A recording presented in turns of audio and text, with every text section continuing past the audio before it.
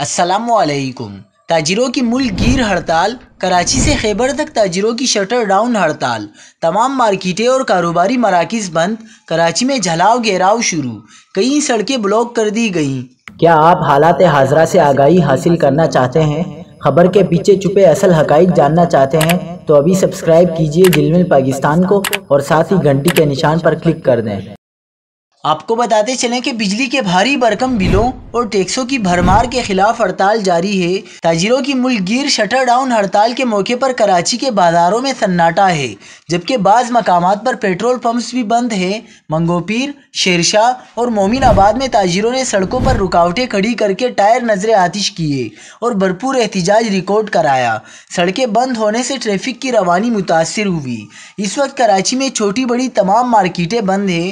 ہڑتال کے باعث کراچی میں ٹرانسپورٹ بھی معمول سے کم ہے اور بعض مقامات پر پیٹرول پمپس بھی بند ہیں۔ پولیس حکام کا کہنا ہے کہ ہڑتال کی کال کے بعد شہر میں امن و امان کی صورتحال معمول کے مطابق ہے۔